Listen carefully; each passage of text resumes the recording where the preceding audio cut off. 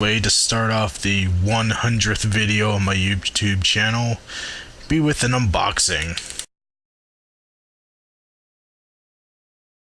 But what I ended up getting is another pound of epoxy sculpt in the natural. That's the only color of epoxy sculpt I've ever bought, but I really do like how it looks when I'm sculpting, and I think it's a nice base to paint over.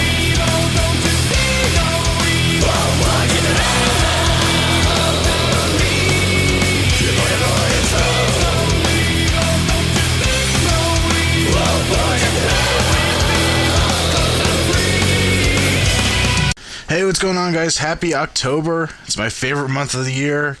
So many awesome things gonna happen this month. I'm just totally excited. 3 days in, I'm already loving it.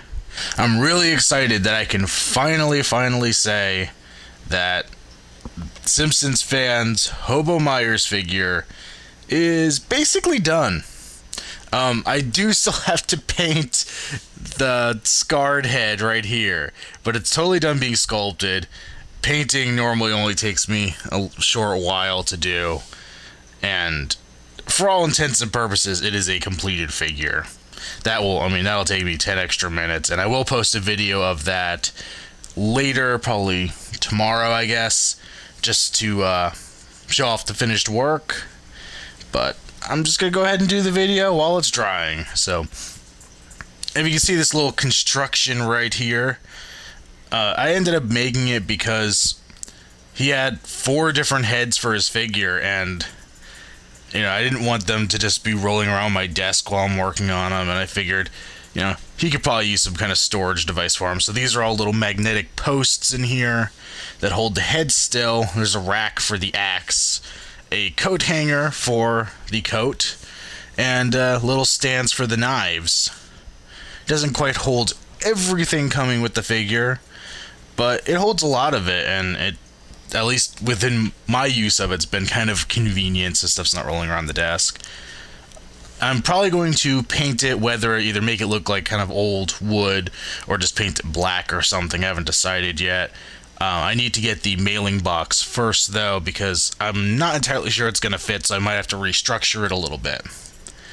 But I guess that's the boring part. We'll get into the actual pieces to the Hobo Myers. I was going to go chronologically through the looks of the different Myers, starting with H1, but that head's still drying. I can't really mess with it right now. Like, every single part of the head is wet, so I'll just show off the knife for that version.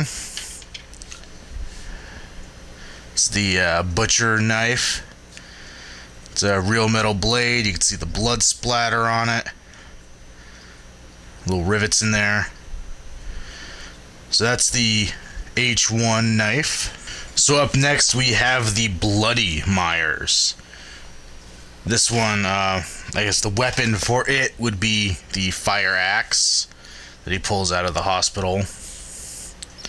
And obviously this look, he would be just with his coveralls on, same as the H1.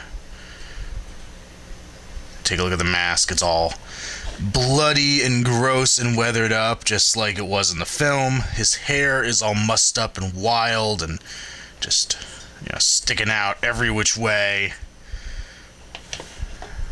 I mean, he looks like he's had a rough night, which he had at that point, That stupid teenagers wouldn't stay dead, and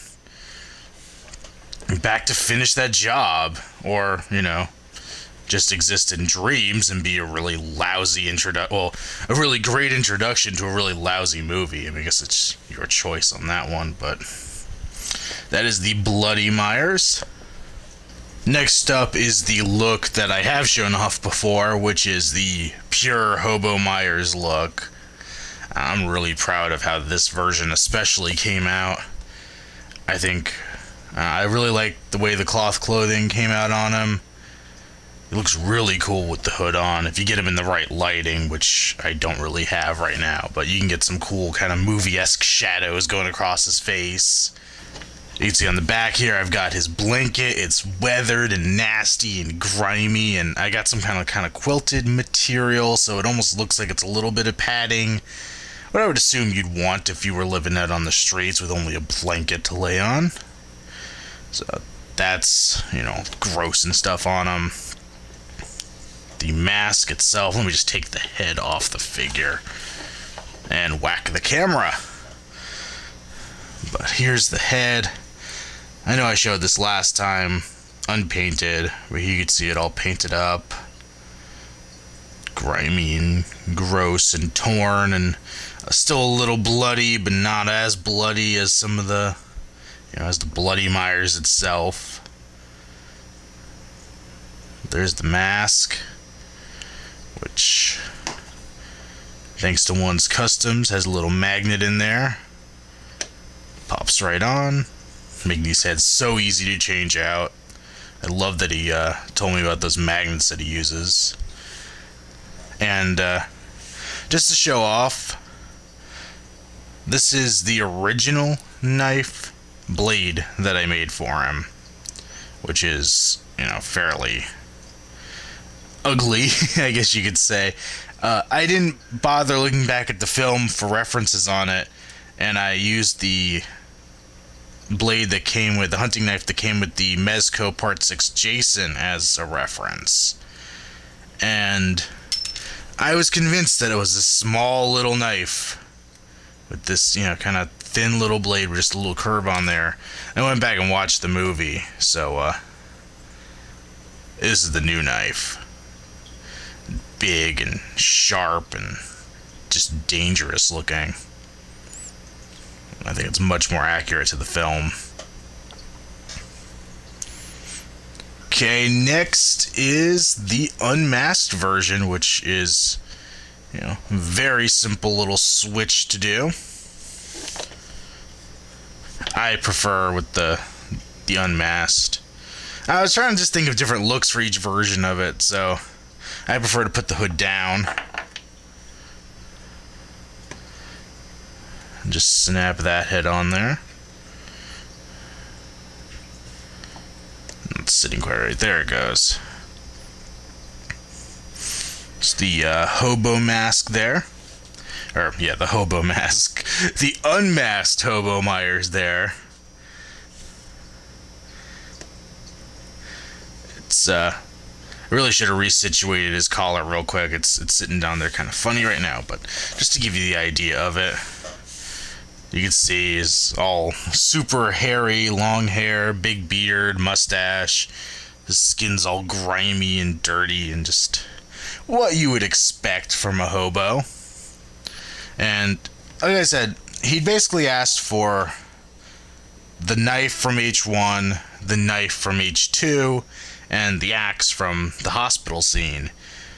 And out of the 4 heads, that was 3 weapons. So I figured he needed some extra hold in his hand for the unmasked scene. So I just whipped up this kind of flat, deflated looking Hobo Myers mask, which clips right into his hand here.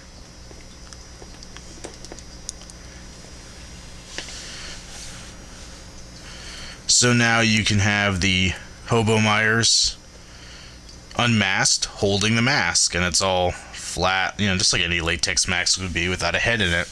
And the last little tiny accessory, another thing I threw in there because I kind of got the inspiration for it, and probably one of the things I'm really proud of with this figure, just the way it turned out, is a little copy of Dr. Loomis's book. The book originally started life as the book that comes with Beetlejuice, the NECA figure. Was it the handbook for the recently deceased? I'd ordered some figures from a guy off the Mezco boards, and he sent this to me by accident. Wasn't really worth sending the book back, so I painted it black on the cover. I got this sticker, found a bunch of reference stills from the book, from the movie. You can see there's Loomis himself there on the back cover. The spine, the Devil's Eyes by Samuel Loomis. We got the publisher mark up there. The cover. I love this little accessory. I know it's kind of dumb to be I'm sorry, I thought this was the Devil's Eyes. Devil Walks Among Us. I had the wrong book from the wrong movie, but this is the one from H2. What I want to know is where Loomis got that picture. I mean, he was wearing that. It seemed like he was just wearing it the night that Michael escaped. Where did he get the picture of that mask? So that is it for the Hobo Myers. Like I said, I'll probably post a little update once I get the scarred head from H1 all painted up. But basically, that is completed. Next, I got for you an update on the Freddy vs. Jason 6 scale that I'm working on. As you can see, Whitney had started doing the face. I think she's planning on finishing it up pretty soon here. Right now, it's really just Robert Englund. He's not burned up or anything yet. His glove is up like that because the head's not connected to the body right now, so it's propping the head on the shoulders. And this hat is not going to be the hat for the figure. It was a 99-cent felt hat I got at a craft store, painted it brown. You put it on him, he looks like Indiana Kruger, so it looks okay just sitting in his hand, so I might just display him like that until I can get a good fedora. And also, I got my label from Evil Face. Just a simple little Freddy vs. Jason sticker on there, but like I said, I'm going to bring it to the convention with me, get Robert Englund to sign it, like right there. I think that'll be really cool. Be a really nice little collection edition right there. Just two last little things to show off, update-wise. This is obviously the Madman Mars. Haven't gotten a ton done with him yet. I've been very busy on other stuff. I did his axe, painted it up. Still need a coat of blood on that. I started on one of his big, nasty, bare feet. And right next to it, we have my next commission that I'm working on for 11808 Clover. And this is going to be a 78 Myers. And honestly, it's kind of funny because it parallels Simpsons fans' Hobo Myers really well, because this guy is going to be the 78 Michael Myers with the jumpsuit and all that stuff, the mask. It's going to be an alternate unmasked head from that one little quick shot you get of him in the movie. And also an H2 mask with the blood tears, since it was supposed to be the same night. And it's pretty much the same costume. So I'm going to do the H2 with the blood tears with that. You can see he's holding the beginnings of his butcher knife in his hands. Right here, a very rough beginning, but this is the knife he picks up in the beginning of Halloween 2. The bread knife from the old lady's house. He's also going to have a scalpel and, I believe, a telephone cord, if I'm getting all those accessories right. You know, the ones that he strangles people with and all that stuff. Look for that coming in the near future. I already got a pretty good start on it so far. Still a lot to go, but I was waiting on epoxy sculpts, and now I can really just rock on it. I was going to wait to show this last little piece off until it was done, actually, but one was saying on Blog TV the other night that he's going to do one. So I just wanted proof out there that I have one as well in the works. As you can see, there is not much done to it yet, but this is going to be a 6-scale TV scene from Nightmare on Elm Street 3.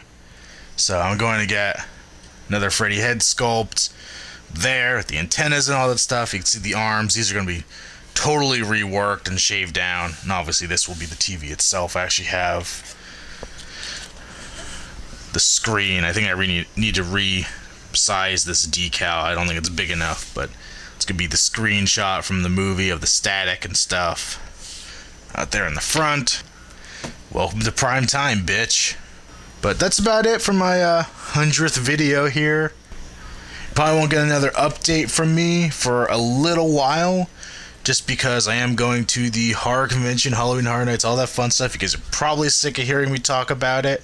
I'm going there later this week. When I get back, you get a bunch of videos. You know, I'm going to take my camera, film as much stuff as I possibly can. So I'll have a bunch of good stuff with that. A lot more customs in the work this month. You're going to probably be sick and tired of hearing about stuff that I'm doing, because I'm planning on getting a lot done this month. And if you want to be part of that, a lot of stuff I'm going to get done this month, I am totally accepting commissions. Hit me up on YouTube, and we could talk about it if you want a project done. So that's it. I'm out for now, guys. I will talk to you guys later. Either when I get back with a video, or hopefully maybe I could even throw up like another Tiny Chat thing or a blog TV sometime soon. I only had a couple of people in the Tiny Chat with me the other day, but I had a lot of fun. Love to do it again soon. So, see you guys on the internet world. Later.